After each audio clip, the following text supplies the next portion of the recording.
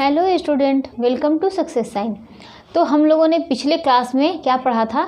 हम लोग क्या पढ़े थे कि विटामिन डी, इसके पिछले वाली क्लास में और एक क्लास हम लोगों की क्या चली थी, विटामिन डी और विटामिन ई की। तो विटामिन ई के बारे में हम लोग एक बार फिर से रिवाइज करते हैं और आज हम लोगों को क्या पढ़ना है, विटामिन के बारे में, इसके बारे में पढ़ना है।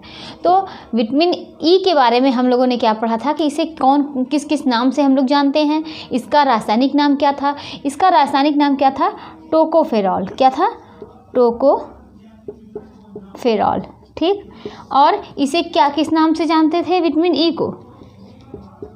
को किस नाम से जानते थे? टोकोफेरॉल के नाम से जानते थे। ये रासायनिक नाम था। ये जो है ग्रीक भाषा से लिया गया है। ये 3 चीज़ों से मिलकर बना था। पहला क्या था? टोकस, और दूसरा फेरो, और तीसरा ओयल ना। पहला टोकस था, दूसरा फेरो था। टोकस का क्या था कि टी-यू टोकस, और दूसरा क्या था? फेरो।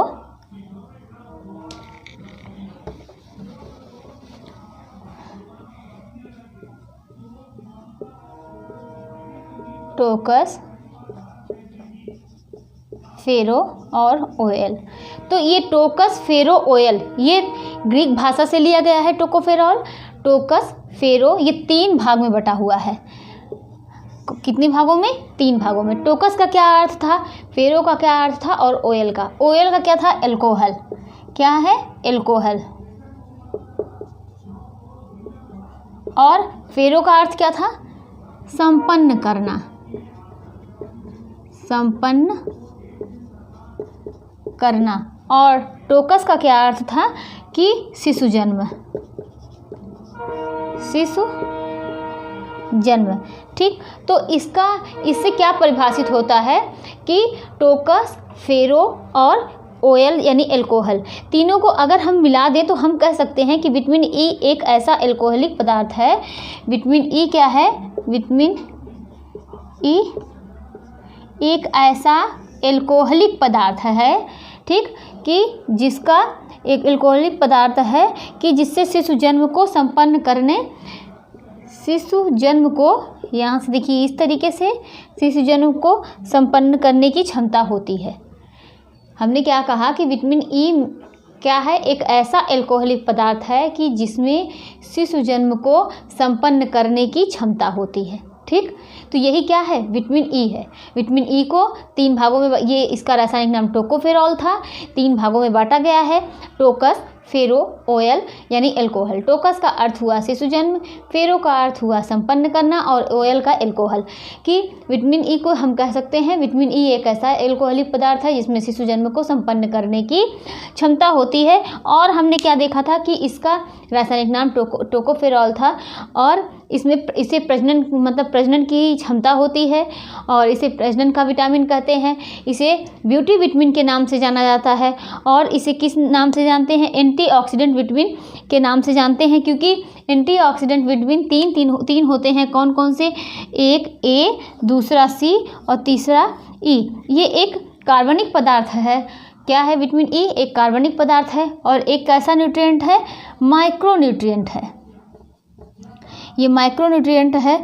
और क्या है कि इसे हमने देखा कि इसे बाजपन रोधी विटामिन के नाम से जानते हैं। तो इतना हम लोगों ने इसके बारे में जानकारी ली थी।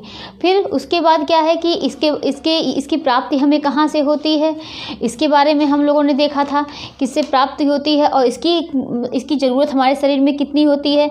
इसके विटामिन ई के प्रकार के बारे में देखा था कि इसके 2 प्रकार होते हैं। एक टोकोफेरॉल होता है, दूसरा क्या होता है? टोकोट्रिनॉल होता है। तो इन सब के बारे में हम लोगों ने काफ़ी हद तक इसके बारे में पढ़ा था।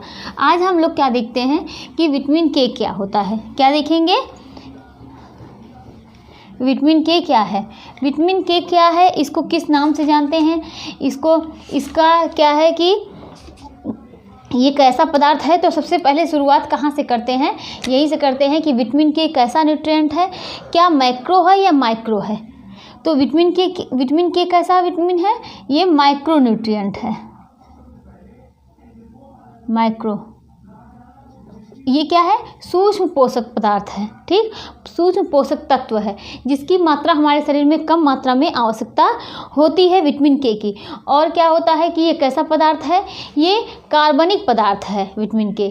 विटामिन के कैसा पदार्थ है, कार्बनिक पदार्थ है। और क्या कि इसकी भूमिका का काम, इसका मतलब इसका काम क्या है, इसकी भूमिका होती है रक्त का थक्का जमाने में। अगर विटामिन के हमारे शरीर में नहीं रहेगा तो हमारे शरीर में रक्त का थक्का नहीं जमेगा। तो क्या है कि ब्लड जो है वो हमारे, अभी कहीं कुछ कट जाए या चोट लग जाए तो ब्लड जो है वो बहता रहेगा। लेकिन विटामिन के होने से क्या होता है कि वहाँ पर जो होता है कि वो रक्त का थक्का जमा देता है, जिससे क्या होता है कि ब्लड जो बह रहा होता है वो रुक जाता है। तो विटामिन के क्या है, ये एक माइक्रोन्यूट्रिएंट है, ये कार्बनिक पदार्थ है। और इसका क्या काम है, ये रक्त का थक्का जमाता है, ये रक्त का थक्का जमाता है। तो इसीलिए क्या कहते हैं इसे, ब्लड क्लॉटिंग विटामिन के नाम से इसे जानते हैं। क्या कहते हैं, ब्लड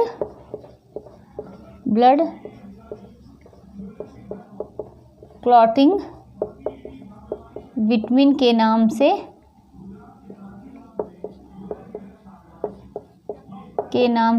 जानते हैं। और इसे, ये क्या है कि ब्लड क्लॉटिंग के नाम से जानते हैं, इसे और एक नाम से जाना जाता है, उसका क्या नाम है, इसे क्या कहते हैं, ब्लड कोगुलेटिव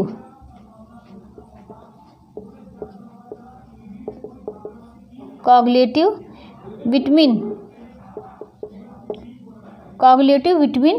भी कहा जाता है।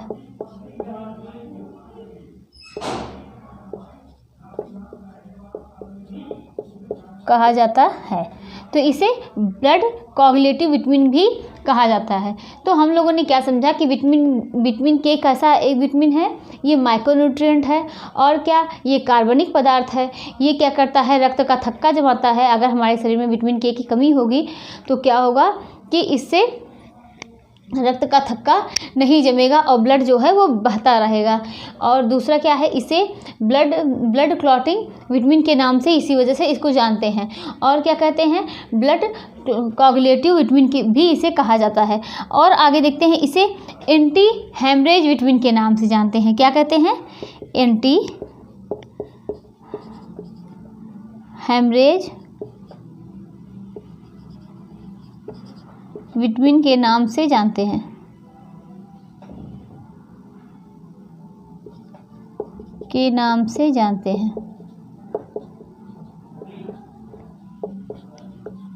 इसे एंटी हेमरेज विटामिन के नाम से जानते हैं। अब इसके बारे में हम लोगों ने देखा कि विटामिन के को किन किन नामों से जाना जाता है। लेकिन अब देखते हैं इसकी कुछ हिस्ट्री के बारे में कि इसका इतिहास क्या है, इसको किसने खोजा, किस सन में खोजा, इसके बारे में देखते हैं। तो इसकी खोज कब हुई थी, विटामिन के की खोज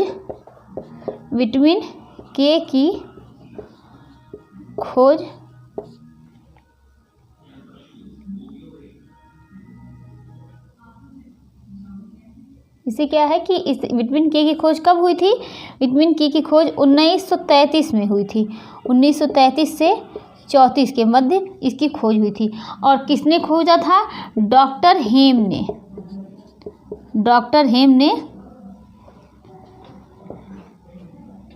हेम ने क्या किया था कि विटामिन के को खोजा था। और इन्होंने खोज कर ये पता लगाया कि हमारे शरीर में एक ऐसा विटामिन है जिसकी वजह से अगर ब्लड बहता रहता है तो वो ऐसा एक विटामिन है, ऐसा एक तत्व है हमारे शरीर में जो क्या करता है कि ब्लड को बहने से रोकता है। डॉक्टर हेम ने कब 1933 से 34 के बीच इसकी खोज की, किसकी खोज की, विटामिन के की खोज की। और यह पता लगाया कि हमारे शरीर में एक ऐसा तत्व है जो कि क्या काम करता है कि वह जो हमारे शरीर में जो ब्लड जो है वो बहता है, कभी चोट लगने पर या कोई दिक्कत होने पर अगर ब्लड बहता है तो उसको रोकने का काम कौन करता है, विटामिन के करता है। ठीक, तो यहाँ पर आप लोग लिख लीजिए, इन्होंने ही ये सिद्ध किया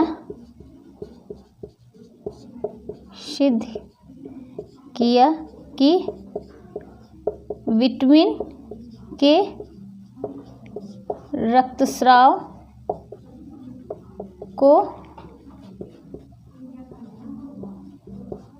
रक्तस्राव को रोकने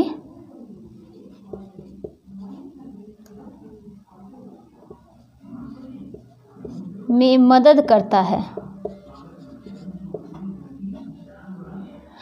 क्या करता है कि इन्होंने यह सिद्ध किया कि विटामिन के क्या करता है, रक्तस्राव को रोकने में मदद करता है। और अगर यही विटामिन के नहीं होगा तो कोई चोट लगने पर तो क्या होगा कि ब्लड बहता रहेगा, तो वो ब्लड रुकेगा नहीं।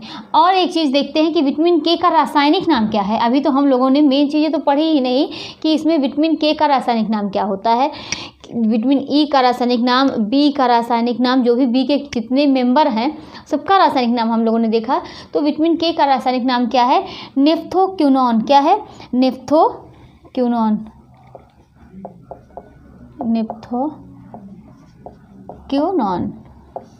क्या नाम है? नेफ्थोक्विनोन नाम है। तो इसे नेफ्थोक्विनोन के नाम से जानते हैं। तो ये क्या है? मतलब विटामिन के एक माइक्रोन्यूट्रिएंट है, कार्बनिक पदार्थ है। ये क्या करता है? रक्त का थक्का जमाता है। और क्या करता है? ब्लड क्लॉटिंग विटामिन के नाम से जाना जाता है। और इसे ये ब्लड कोगुलेटिव विटामिन भी इसे कहा जाता है। एंटी हेमरेज विटामिन के नाम से जानते हैं। विटामिन के की खोज कब? 1933 से 1934 में डॉक्टर हेम ने इन्होंने ही ये सिद्ध किया कि विटामिन के रक्तस्राव को रोकने में क्या करता है? मदद करता है। अब आगे देखते हैं। इतना हम लोगों ने देखा। और विटामिन के बारे में देखेंगे कि विटामिन के की प्राप्ति किस लिए होती है।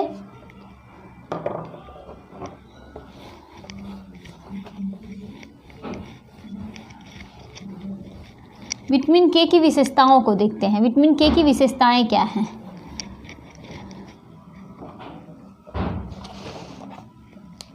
तो जैसे सारे विटामिन वसा में घुलनशील थे, तो विटामिन के क्या होता है? ये भी किस में घुलनशील होता है? फैट में घुलनशील होता है या वसा में घुलनशील होता है? घुलनशील होता। और ये वसा के किस पदार्थ में घुलनशील होता है? तो जिसमें अक्सर हम लोग 3 चीज़ों का ही नाम लिखते हैं। कौन कौन से? पहला क्या है? ईथर। दूसरा है बेंजीन। तीसरा है क्लोरोफॉर्म।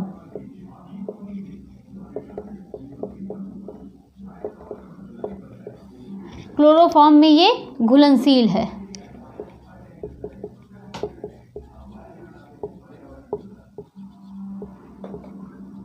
घुलनशील है। ठीक। और क्या देखते हैं कि यह किसमें, अगर ये वसा में घुलनशील है तो ये किसमें अघुलनशील है? तो ये क्या हुआ कि ये जल में अघुलनशील होता है। अघुलनशील होता है। विटामिन के जल में अघुलनशील होता है।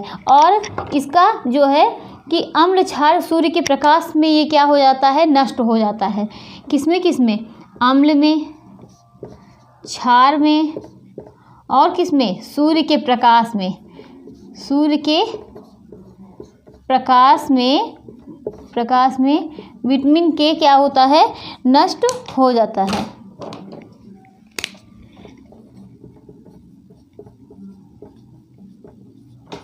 नष्ट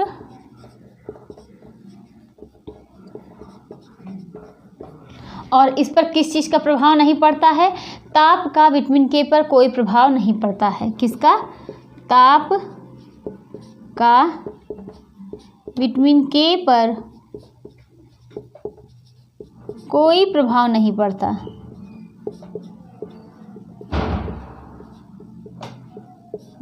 है।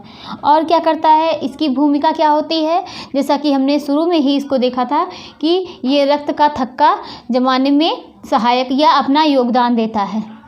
क्या? रक्त का थक्का बनाने में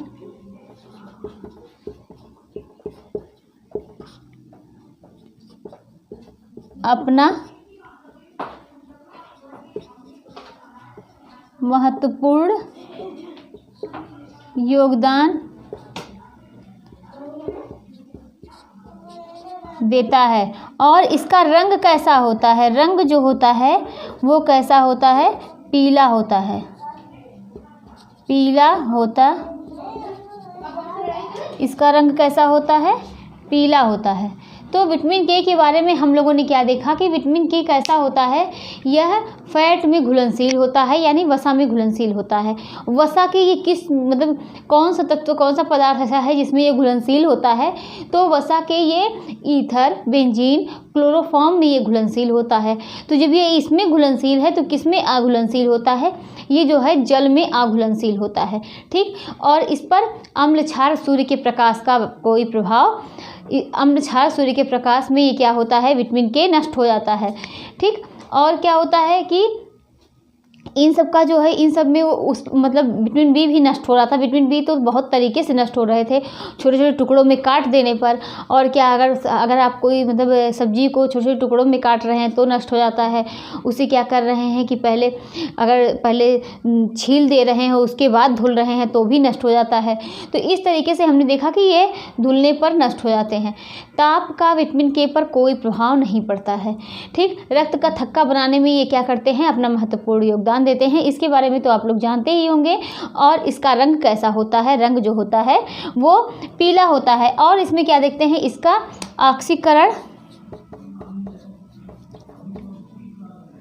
ऑक्सीकरण में भी क्या होता है? ऑक्सीकरण में भी क्या होता है कि ये नष्ट हो जाता है, नष्ट हो जाता है। तो इतना हम लोगों ने विटामिन के बारे में देखा। विटामिन के की विशेषताएं हैं ये ना, विटामिन के की विशेषताएं हैं। विटामिन के एक कार्बनिक पदार्थ है। विटामिन के में क्या होता है कि विटामिन के एक माइक्रोन्यूट्रिएंट है। विटामिन के का रासायनिक नाम क्या था? नेप्थोक्योनॉन था। और विटामिन के की खोज किसने की थी? डॉक्टर हेम्स ने की थी। ठीक, इतना 1933 से 1934 में। और उन्होंने ये क्या पता लगाया कि हमारे शरीर में एक ऐसा कोई तत्व है जो क्या करता है कि हमारे शरीर में जब चोट लगती है या कोई मतलब घाव हो जाता है तो जब ये ब्लड बहता है तो उसको रोकने का काम कौन करता है? कोई एक ऐसा तत्व है जो कर रहा है। तो उसका नाम क्या है? विटामिन के है, जो कि चोट लगने पर रोकता है। अगर यही विटामिन के की हमारे शरीर में कमी रहेगी तो जो है रक्त का थक्का नहीं जमेगा।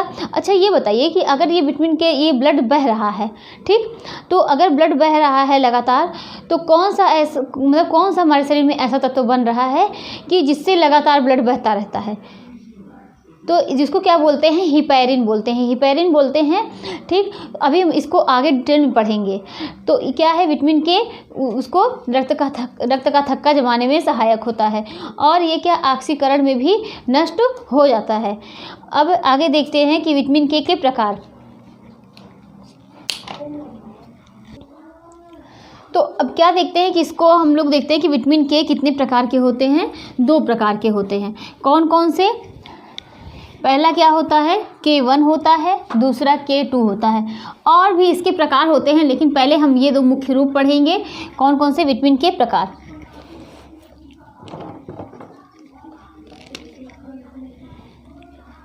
विटामिन के प्रकार, पहले इसके 2 मुख्य रूप पढ़ेंगे। पहला क्या है कि कौन सा?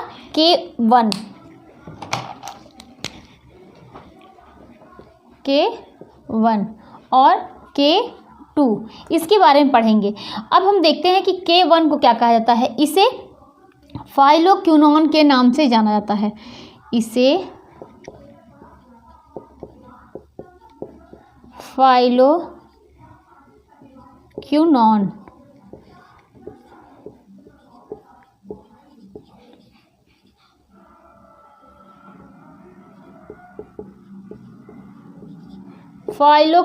के नाम से जाना जाता है।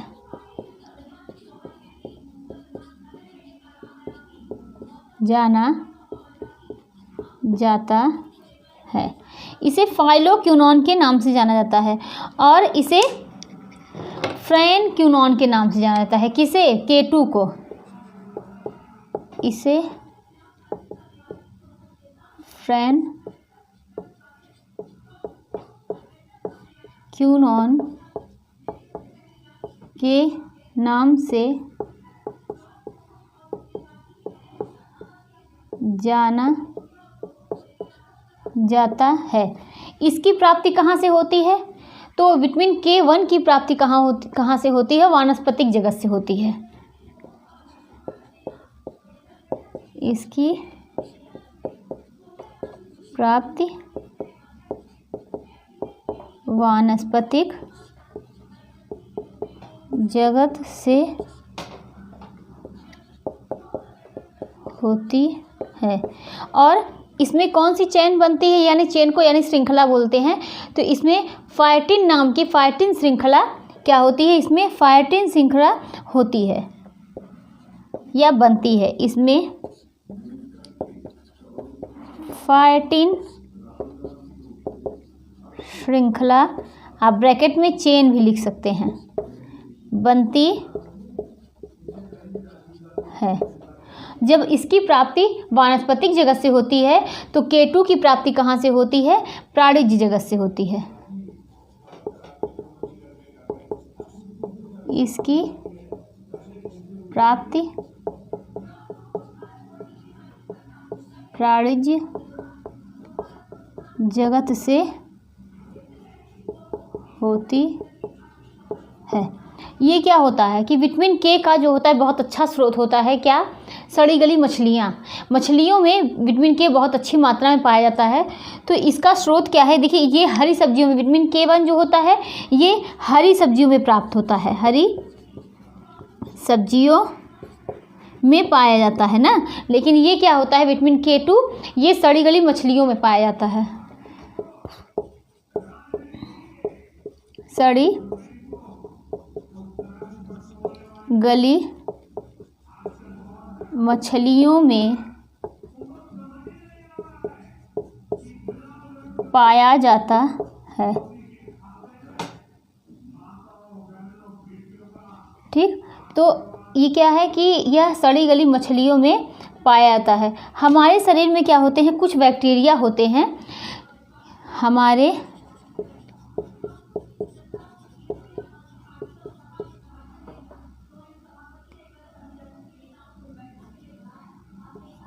शरीर में कुछ बैक्टीरिया होते हैं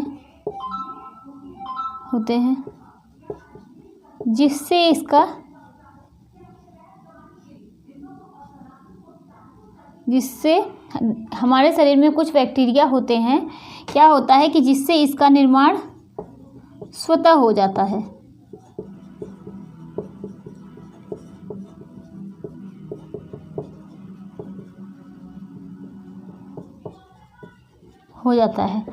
तो इतना हम लोगों ने देखा। K1 जो होता है इसे किस नाम से जानते हैं? K2 को किस नाम से जानते हैं? ये विटामिन K के प्रकार होते हैं। कौन कौन से होते हैं? देखिए, इसके प्रकार तो कई हैं, लेकिन ये विटामिन K1 है, K2 है। अभी हम लोग K3 के बारे में भी पढ़ेंगे। इसे किस नाम से जानते हैं? विटामिन K1 को इसे फाइलोक्विनोन के नाम से जानते हैं, और इसे K2 को फैनक्विनोन के नाम से जाना जाता है। फिर क्या होता है K1 का? इसकी प्राप्ति कहाँ से होती है? वानस्पतिक जगत से होती है, और हरी सब्जियां इसका बहुत अच्छा स्रोत होती हैं या इसका बहुत अच्छा माध्यम है। K2 का क्या है? प्राप्ति कहाँ से होती है? प्राणिज जगत से होती है। यह किससे प्राप्त होता है? सड़ी गली मछलियों से प्राप्त होता है। हमारे शरीर में कुछ बैक्टीरिया होते हैं जिससे क्या होता है? इसका निर्माण क्या होता है? स्वतः हो जाता है। लेकिन ये किस श्रृंखला से जुड़ी होती हैं? फाइटिन श्रृंखला बनाती हैं। इसमें क्या होता है? इसमें कौन सी श्रृंखला बनती है? फाइटिन श्रृंखला बनती है। आगे हम लोग देखते हैं कि K1 हम लोगों ने देखा और K2। अब आगे देखते हैं K3 क्या होता है।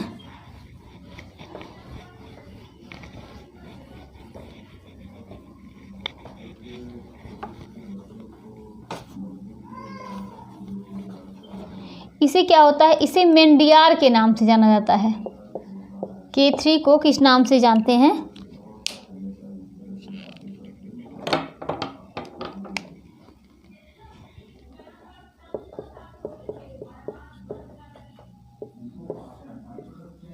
के नाम से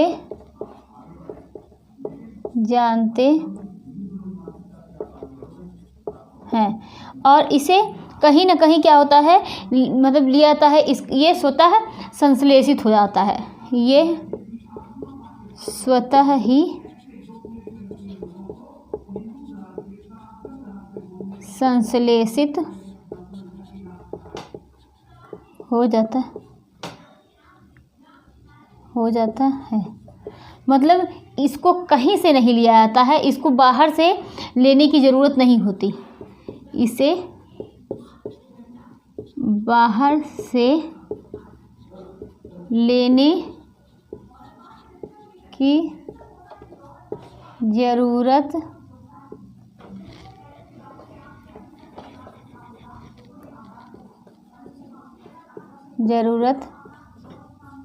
नहीं होती है। तो हमने क्या देखा, विटामिन के प्रकार में इसे मेंडियन के नाम से जानते हैं, ये स्वतः ही संश्लेषित हो जाता है, इसे बाहर से मतलब लेने की ज़रूरत नहीं पड़ती, या तो किसी चीज़ के माध्यम से खाने की, या तो हरी सब्जियां ऐसे हो गई, तो ये सब चीज़ के माध्यम से इसको ज़रूरत नहीं पड़ती है, ये स्वतः ही हमारे शरीर में बनता है या स्वतः ही संश्लेषित हो जाता है। अब इसके कार्य के बारे में देखते हैं। विटामिन के का सबसे मुख्य कार्य या प्रमुख कार्य तो हम लोग जानते ही हैं। इसका सबसे प्रमुख कार्य क्या है, क्या होता है कि रक्त का थक्का जमाना। विटामिन के का कार्य क्या है,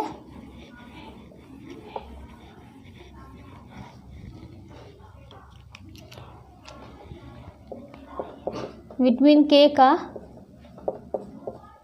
कार्य, इसका कार्य क्या है, इसका कार्य तो पहला ही प्रमुख है कि ये क्या करता है, ब्लड क्लॉटिंग का काम करता है, यानी रक्त का थक्का जमाता है या रक्त का थक्का बनाता है।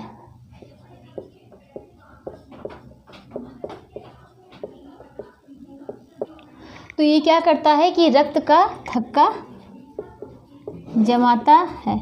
अब इसका क्या है, इसका क्रम पूछता है कि हमारे शरीर में जब भी जैसे चोट लग गई है, ब्लड बह रहा है, तो इसका सीरियल क्रम क्या होता है, पहले क्या होगा उसके बाद क्या होगा, स्टेप बाय स्टेप इसमें पूछता है कि पहले क्या होगा और किसका। इसमें देखिए इसी के अंतर्गत हम लोग सारी चीज़ों को पढ़ लेंगे कि किसका क्या कार्य है।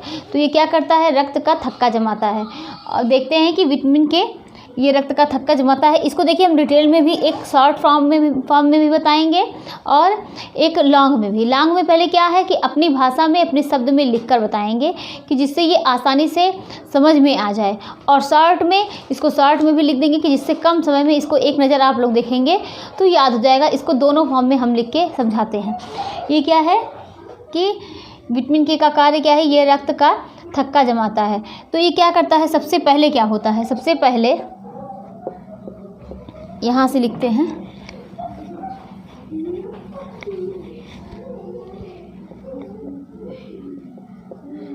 सबसे पहले प्लेटलेट्स, सबसे पहले क्या होता है,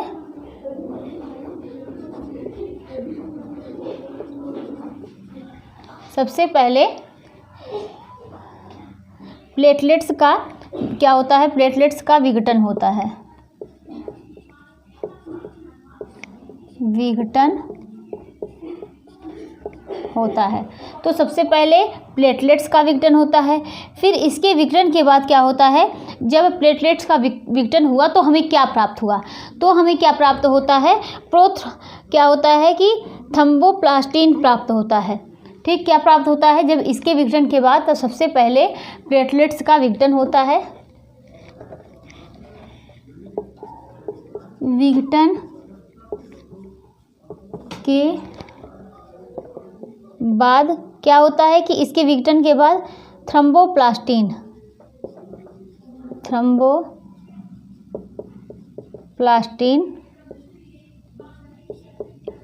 प्राप्त होता है। फिर थ्रोम्बोप्लास्टिन मिलने के बाद से क्या होगा, यह किससे अभिक्रिया करेगा, यहाँ पर क्या मिला, थ्रोम्बोप्लास्टिन मिल गया। देखिए थ्रोम्बोप्लास्टिन मिल गया। अब ये थ्रोम्बोप्लास्टिन से मिलने के बाद क्या होगा, ये देखिए थ्रोम्बोप्लास्टिन मिलने के बाद ये प्रोथ्रोम्बिन, कैल्शियम और विटामिन के आपस में जुड़ते हैं या थ्रोम्बोप्लास्टिन क्या करते हैं, इन सब से अभिक्रिया करता है या आपस में इनसे जुड़ता है।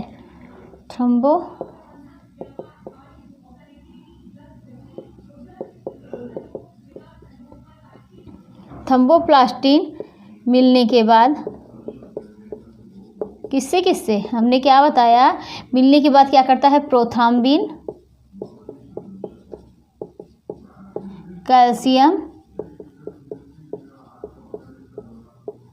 कैल्शियम और विटामिन के क्या होते हैं, आपस में जुड़ते हैं।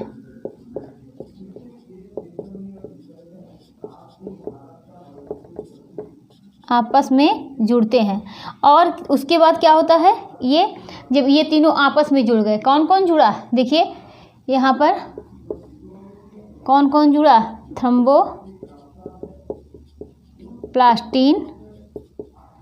जुड़ा और क्या जुड़ा, कैल्शियम जुड़ा, कैल्शियम और प्रोथ्राम्बिन,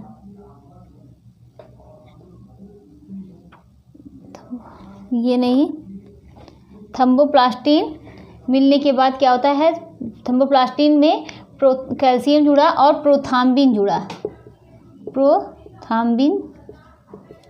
प्रोथ्राम्बिन जुड़ा और विटामिन के जुड़ा ना, कौन कौन, देखिए थ्रोम्बोप्लास्टिन और प्रोथ्राम्बिन ना, और क्या है, कैल्शियम और विटामिन के, ये आपस में जुड़े, तो जिससे हमें क्या प्राप्त हुआ, जिससे इन सब के जुड़ने के बाद हमें क्या प्राप्त हुआ, थ्रोम्बिन प्राप्त हुआ।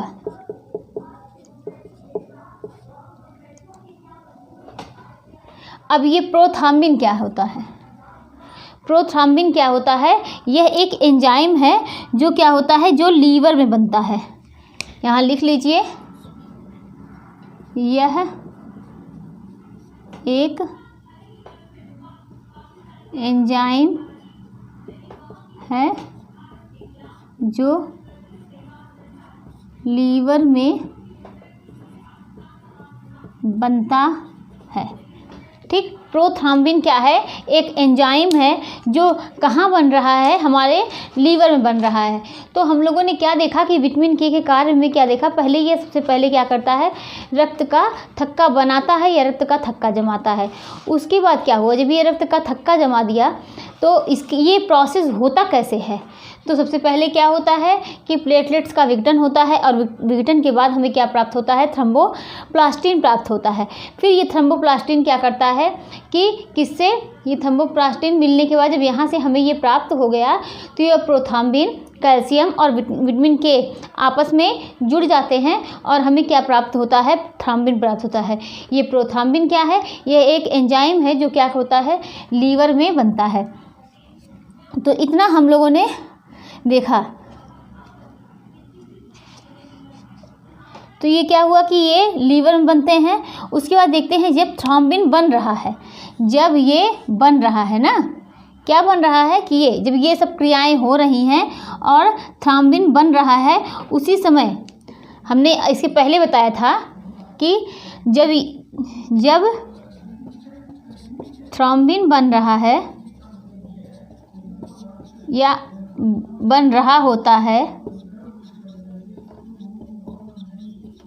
तो क्या होता है कि जब थ्रोम्बिन बन रहा होता है उसी समय कौन, हिपैरिन, इसके पहले हमने बताया था हिपैरिन, ये क्या करता है, ये हिपैरिन क्या होता है, यह रक्त का थक्का जमने से रोकता है।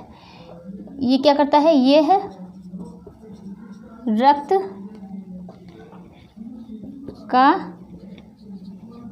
थक्का जमने से रोकता है। अर्थात क्या हुआ, या तो कहिए कि यह रक्त का का थक्का जमने से रोकता है, या आप बोलिए कि यह रक्त को क्या नहीं होने देता, कोगुलेट नहीं होने देता ना। रक्त का थक्का जमने से कौन रोक रहा है, हिपैरिन रोक रहा है। कब रोक रहा है, जब ये सब साथ मिलकर क्या बना रहे हैं, थ्रोम्बिन बना रहे हैं। तब उसी समय हिपैरिन क्या होता है कि तब उसी समय हिपैरिन मतलब हिपैरिन के बारे में बताए हैं, ये हिपैरिन क्या हो जाएगा, तो निष्क्रिय हो जाएगा ना। जब ये निष्क्रिय होगा तभी क्या होता है कि रक्त का थक्का जमेगा। तो क्या होता है कि ये हिपैरिन क्या होता है, थ्रोम्बिन जब बन रहा होता है उसी समय हिपैरिन। अब हिपैरिन के बारे में हमने बता दिया क्या होता है कि निष्क्रिय होता है, निष्क्रिय होता है। तो अगर आप इसको लिखना चाहें तो लिख सकते हैं, क्योंकि जब हिपैरिन क्या होगा, जब हिपैरिन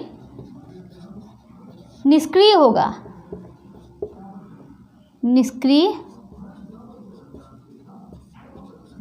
होगा तभी क्या होता है, तभी रक्त का थक्का क्या होगा कि जब हिपैरिन जो होता है निष्क्रिय होगा तभी रक्त का थक्का बनेगा।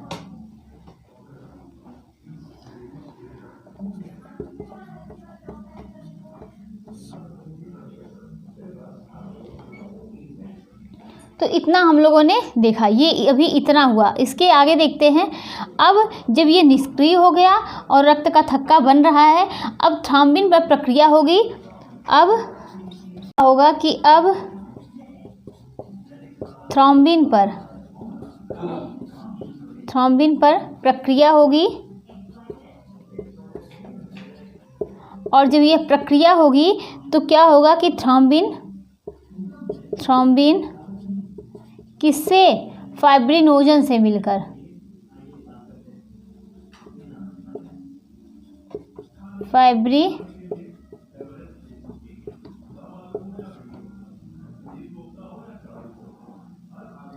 फाइब्रिनोजन से मिलकर क्या करेगा, फाइब्रिन नाम का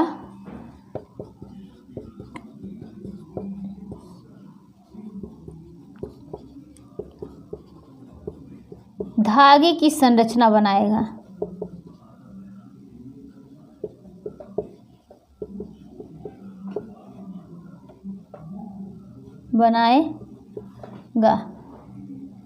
अब ये यहाँ पर हम लोगों ने एक शब्द और पढ़ा, फाइब्रिनोजन ना। ये फाइब्रिनोजन क्या होता है, फाइब्रिनोजन जो होता है, यहाँ पर इसको लिख लीजिए ब्रैकेट में कि ये ब्लड के प्लाज्मा में पाया जाता है। फाइब्रिनोजन कहाँ पाया जाता है, ब्लड के प्लाज्मा में पाया जाता है।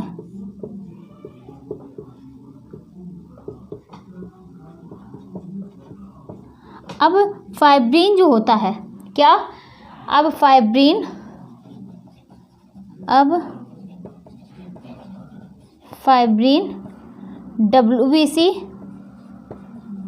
WBC प्लस RBC आपस में फंस कर क्या होते हैं, RBC आपस में फंस कर जम जाते हैं। ठीक, एक बार देख लिए, फिर समझिए आप लोग। सबसे पहले क्या हुआ, विटामिन के उसका कार्य क्या है, रक्त का थक्का बनाना। अब जब ये रक्त का थक्का बना रहा है तो सबसे पहले क्या हो रहा है कि प्लेटलेट्स का विघटन हो रहा है। जब प्लेटलेट्स का विघटन होता है तो हमें क्या होता है, सबसे पहले प्लेटलेट्स का विघटन होता है। विघटन के बाद हमें क्या प्राप्त होता है, थ्रोम्बोप्लास्टिन। सबसे पहला कार्य यही है कि जब प्लेटलेट्स का विघटन हुआ तो हमें क्या प्राप्त हुआ, थ्रोम्बोप्लास्टिन प्राप्त हुआ। अब ये थ्रोम्बोप्लास्टिन किससे किससे अभिक्रिया किया या किससे किससे मिला, प्रोथ्रोम्बिन से, और किससे, विटामिन के से, और किससे, कैल्शियम से। मतलब थर्मोप्लास्टिन प्लेटलेट्स के विघटन के बाद थर्मोप्लास्टिन प्राप्त हुआ। थर्मोप्लास्टिन जो होता है वह प्रोथ्रोम्बिन, कैल्शियम और विटामिन के से मिलकर आपस में जुड़ते हैं।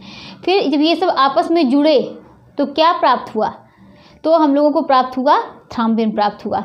अब ये थ्रोम्बिन जो होता है, जो बन रहा है, उसी समय हिपैरिन क्योंकि जब थ्रोम्बिन बन रहा है तभी तो रक्त का थक्का आगे चल के जमेगा। जब उसमें जमता है तो क्या करता है, हिपैरिन जो होता है वह निष्क्रिय हो जाता है। हिपैरिन हमेशा रहता है, हिपैरिन हमेशा रहता है, लेकिन जब ये बन रहा होता है तो ये निष्क्रिय होगा। अगर ये निष्क्रिय नहीं होगा तो रक्त का थक्का या ब्लड क्लॉटिंग की प्रक्रिया नहीं हो पाएगी, और जब ये निष्क्रिय हो जाएगा तभी रक्त का थक्का बनेगा। ठीक, तो ये क्या होगा कि हिपैरिन जो होता है यह निष्क्रिय हो गया, और जब यह निष्क्रिय हो गया तभी रक्त का थक्का बना। ठीक, आगे देखते हैं, अब थ्रोम्बिन पर प्रक्रिया होगी। किस पे होगी, जो ये थ्रोम्बिन प्राप्त हुआ इस पर प्रक्रिया होगी। थ्रोम्बिन जो है फाइब्रिनोजन से मिलकर क्या करता है, फाइब्रिन नाम की संरचना बनाता है। किस नाम की, फाइब्रिन नाम की संरचना बनाता है। कौन, थ्रोम्बिन जो किससे मिलकर, फाइब्रिनोजन से मिलकर फाइब्रिन नाम की संरचना बनाता है। और ये संरचना कैसी होती है, धागे की जैसी होती है। अब फाइब्रिन जो होता है वह WBC RBC क्या होते हैं कि ये सब मिलकर जम जाते हैं। यही पूरी प्रक्रिया क्या कहलाई, विटामिन K की प्रक्रिया कहलाई। अगर इन सब में पूछा जाए हिपैरिन का कार्य क्या होता है, हिपैरिन क्या है, तो आप क्या बताएंगे। हिपैरिन जो होता है वह क्या होता है, रक्त का थक्का बनने से रोकता है। और जब अगर मतलब कहा जाए कि अगर हिपैरिन सक्रिय है तो क्या होगा, अगर सक्रिय है तो ब्लड क्लॉटिंग नहीं होगी, और अगर ये निष्क्रिय होगा तभी ब्लड क्लॉटिंग की प्रक्रिया होगी। और अगर पूछ लिया जाए कि फाइब्रिनोजन जो होता है वह कहाँ होता है, तो फाइब्रिनोजन जो होता है वह कहाँ पाया जाता है, रक्त के प्लाज्मा में पाया जाता है। तो इन सब चीज़ों को, और प्रोथ्रोम्बिन क्या है, यह एक एंजाइम है जो कहाँ बनता है, लीवर में बनता है। तो ये पूरा जो है लॉन्ग फॉर्म में हो गया ना। अब शॉर्ट में हम इसको दिखाते हैं, शॉर्ट में कैसे इसको आप लोग नोट करिए। लेकिन देखिए समझने में एक बार भले ही ये लंबा है लिखने में, लेकिन इसको लिखकर कोई भी समझ सकता है।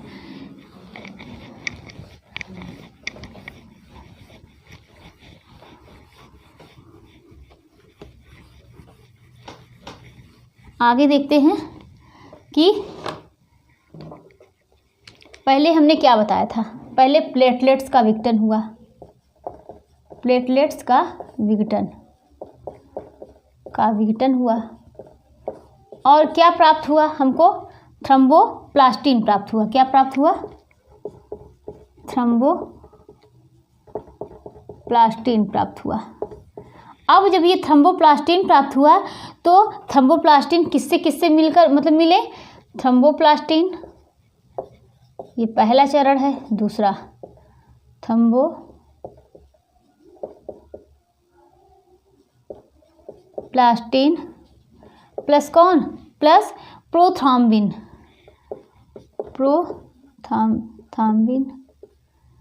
ना, प्लस कैल्शियम प्लस क्या है, विटामिन K। इन सब क्या हो गए, ये सब आपस में जुड़े, और जुड़ने के बाद क्या बनाए, थ्रोम्बिन बनाए। ठीक, थ्रोम्बिन बनाए। अब ये सब जुड़ने के बाद आपस में क्या ये बनाए, थ्रोम्बिन बनाए। जब थ्रोम्बिन बन गया तो क्या हुआ कि थ्रोम्बिन किससे मिला, फाइब्रिनोजन से। थ्रोम्बिन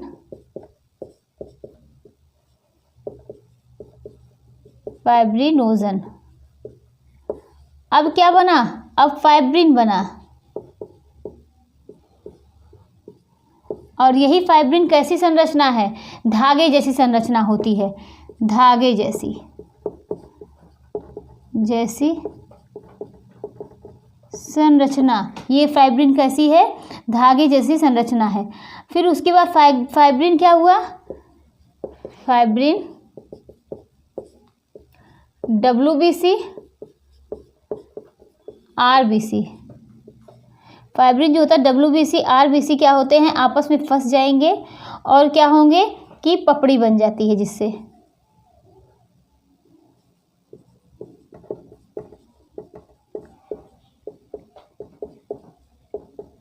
और क्या होगा, ब्लड रुक जाता है।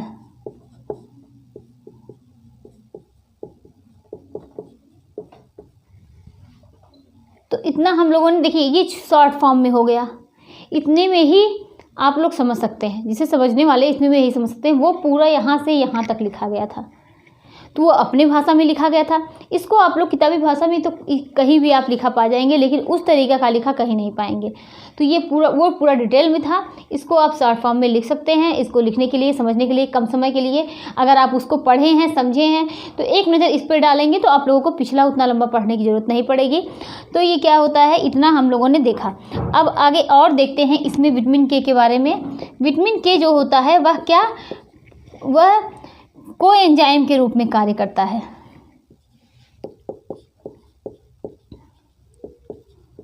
कोएंजाइम के रूप में कार्य करता है और विटामिन के असंतुलन होने पर, विटामिन के असंतुलन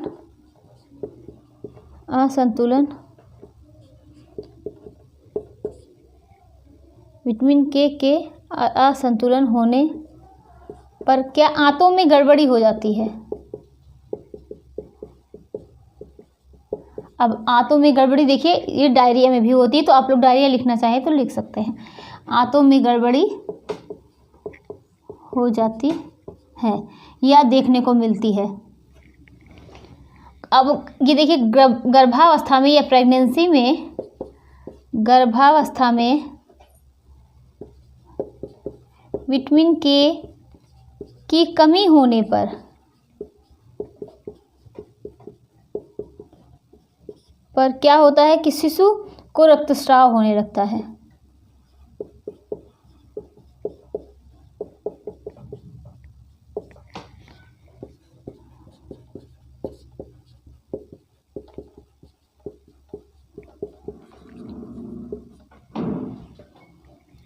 और विटामिन के कमी होने पर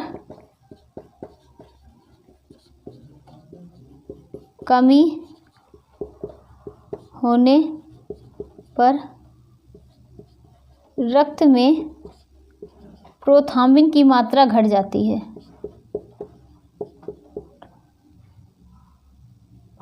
थ्रोम्बिन की मात्रा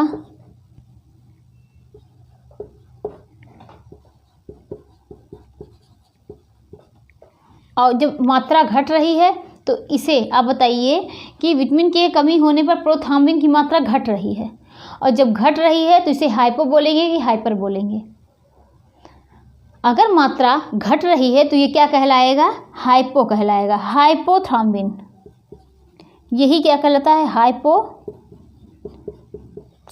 के नाम से जाना जाता है, या हाइपोथ्रोम्बिन एनीमिया कहते हैं।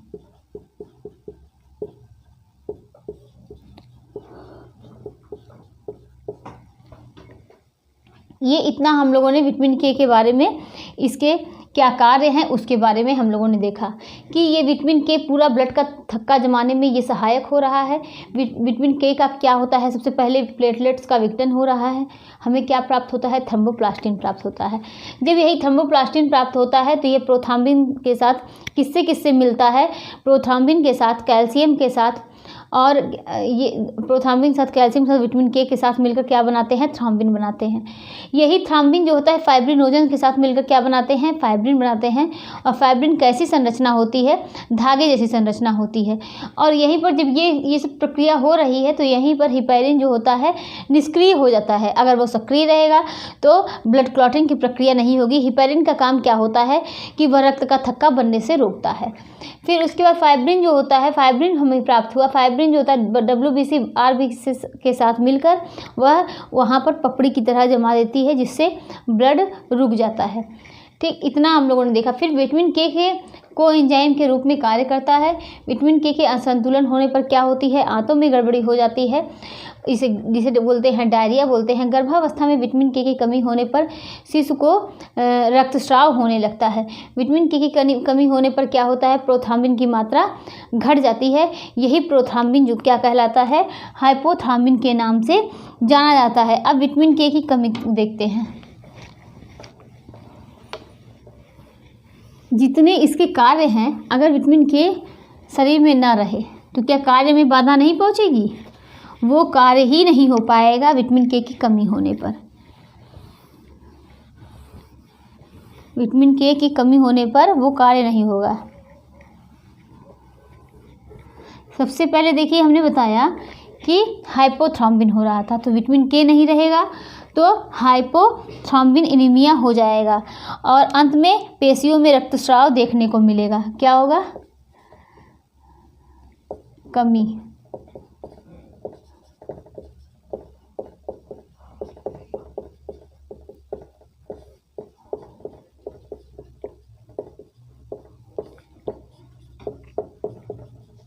एनीमिया हो जाएगा और रक्तस्राव देखने को मिलेगा।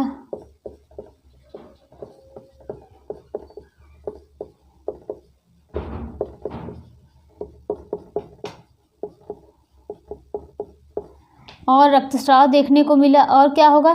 पित्तरस की मात्रा घट जाएगी।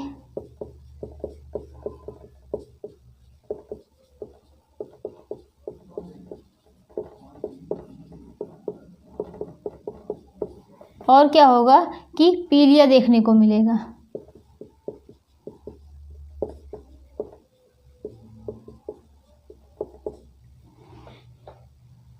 पीलिया देखने को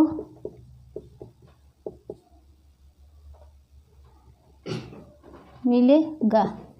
ठीक, उसके बाद क्या है? अब हम लोग देखते हैं विटामिन के की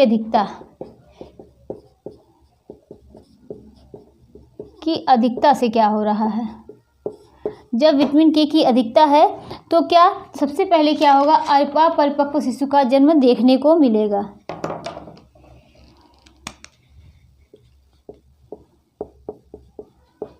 अपरिपक्व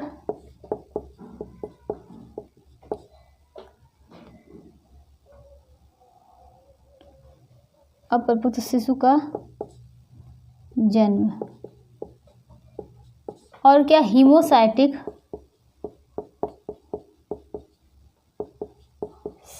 एनीमिया। अब हीमोसाइटिक एनीमिया क्या होती है? इसमें क्या होता है? इसमें आरबीसी पहले बन जाएगा और क्या होगा? और पहले बनकर क्या होगा कि आरबीसी पहले बन जाएगा और पहले बनकर टूट भी जाएगा और टूट भी जाएगा और नया सेल्स क्या होता है कि नया सेल्स बनेगा। तो ये क्या देखते हैं कि अब सबसे पहले क्या होगा? इसकी अधिकता से अपरिपक्व शिशु का जन्म होगा और हीमोसाइटिक एनीमिया होगा। इसमें क्या होता है? हीमोसाइटिक एनीमिया में इसमें आरबीसी पहले बनेगा और पहले टूट भी जाएगा। अब विटामिन के स्रोत के देखते हैं। विटामिन के की प्राप्ति कहाँ से होती है? विटामिन के की प्राप्ति कहाँ से होगी? हरी पत्तेदार सब्जियां,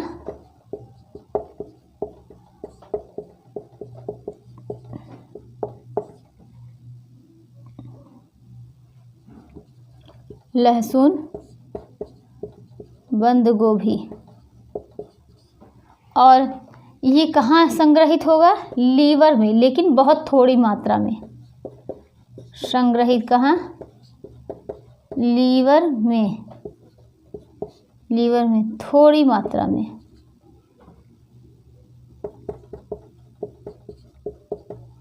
और अवशोषण कहाँ होगा? अवशोषण जो होगा वह कहाँ होगा? छोटी आंत में, जैसा कि सारे पोषक तत्व हो रहे हैं। ठीक है, छोटी आंत में होगा। अब छोटी आंत में अवशोषण हो रहा है तो ये क्या है? वसा में घुलनशील है, इसीलिए इसे फैट की ज़रूरत पड़ेगी और पित्तरस की। ठीक है,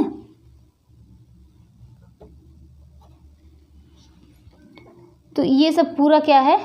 और एक चीज़ यहाँ पर नोट करके लिख लीजिए कि रक्त के थक्का जमने की क्षमता का पता,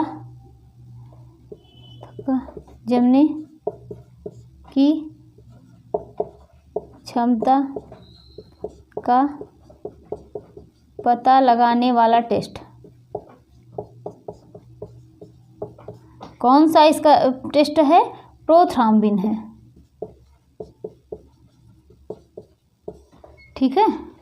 तो ये क्या हुआ कि विटामिन के समाप्त होता है।